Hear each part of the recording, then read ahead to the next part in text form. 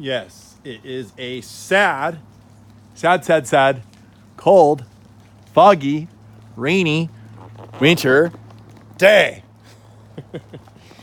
But so I've been inside working in the office all day at my house here, trying to get a bunch of stuff done. It drives me crazy to be inside, but whatever. I put up with it.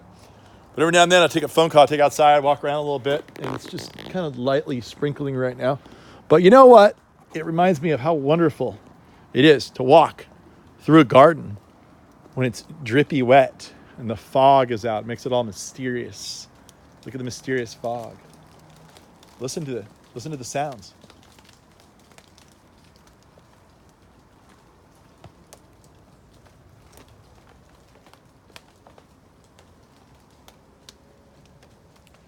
It's basically condensation coming off of this big oak. Big evergreen Quercus agrifolia coast live oak. Condensing water on the leaflets, gets to saturation point and rolls off, comes down and hits this incredible,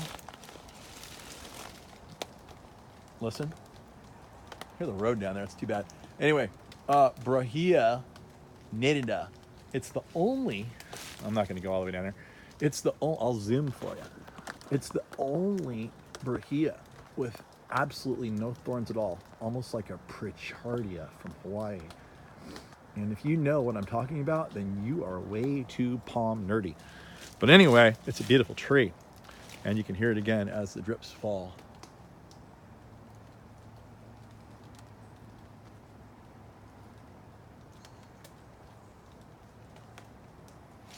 Okay, off onto another topic. I keep wondering when this cactus is going to die. I put this here 20 years ago. It was such a stupid move because there's an irrigation head right there and it blasts it every time. This is total plant abuse. I should be thrown in jail. Look what's happening. These crazy like notches are happening in the plant. And it's like Pac-Man. See Pac-Man? That's Pac-Man. Maybe Pac-Man was here. Anyways, it's so bad. You guys are going to give me some hate mail, I know it. And I deserve it. So bring it on. I need to move that plant.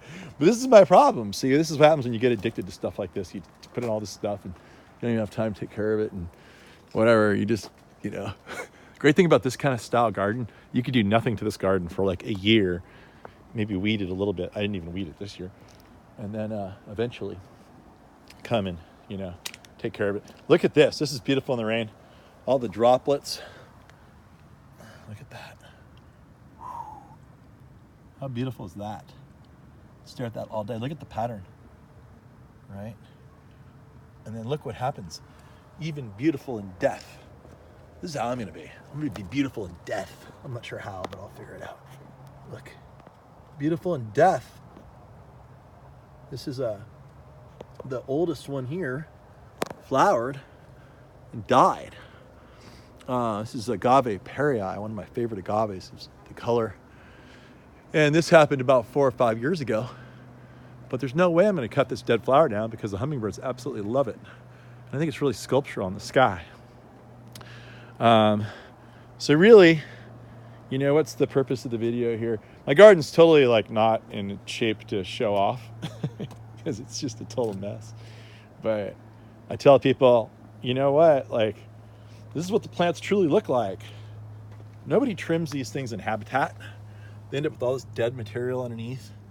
Like you've got two agaves fighting each other. This one here, which I'm not sure the name of that one. I think it's Lopantha. I don't know. I really don't. But I do know this one. We use this one all the time. This one here has no thorns at all, and it's duking it out with the other guy. My grandma gave me this out of Phoenix. She's like, Gary, I know you like these ugly plants. Why don't you take these home?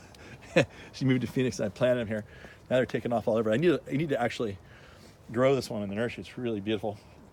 But you can see that what happens with plants that you never do anything to, they become habitat-like plants. See? Stuff like this. This is just, I haven't done anything to this. This is, am I still zoomed?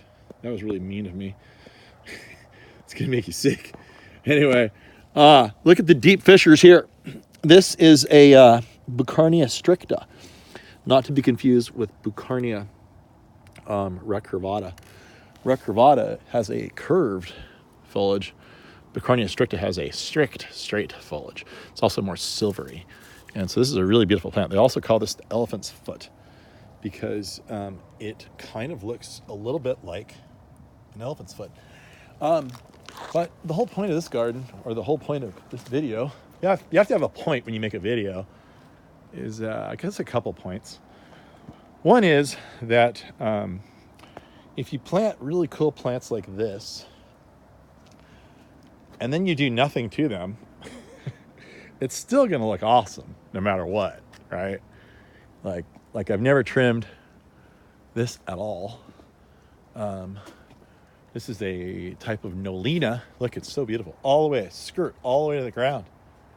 All the way up. It's splitting its heads. I'm sure it would look kind of interesting and neat if I trimmed it, but I never have because I've got a lot of battles to wage. And I don't even know which agave this is. Look how pretty that is. Just imagine if you had drinking some stiff margaritas out here on a sunny day when the sun's hitting this. You try to focus on this plant. Yeah. Pretty stuff. Look at directly on top of it. Whoa. Ready? Whoa. Whoa. Yeah, those are my sound effects. Anyway, I'll do more of a tour of this place, but I was just inspired to run the camera a little bit today. This is Yucca folifera, I believe. And if you go to the Huntington Gardens, you'll see a huge specimen of this. It's just amazing. Apparently it was really big when Colin P. Huntington hired William Hertrick to put it in. William Hertrick was the guy who I really need to come and clean all this off someday. Who wants to work for me? I need people. Anybody want to work for me? I need help. Please give me a call. You can work in my garden. But anyway, William Hertrick was the designer and chief guy at the Huntington for many, many, many years. And then another guy that I actually met, Hertrick got sent by Huntington, who owned all the railroads, down to Mexico to find the biggest, most baddest plants to bring to his garden. And he brought a huge one of these back that's still in the garden today. It's like 60 feet tall. Mine is about 20 feet tall. I actually had to move it. I planted it over here when it was really little. I didn't know what it was. And then this one took off. And that one took off here. And I thought, I have a problem. Houston, I have a problem. And so I got my little excavator right here, picked the thing up, moved it over there. It was a big ordeal. But now they both have their proper spacing. It's the most important thing with all these plants, proper spacing. But anyway, Hertrick, he built the whole Huntington Botanical Gardens. And then Myron Kimnick came along and worked for Hertrick when he was old and Myron was young. And he was the curator of that garden for many years. And I actually got to meet Myron, who was like my god in life was William Hertrick for building that garden.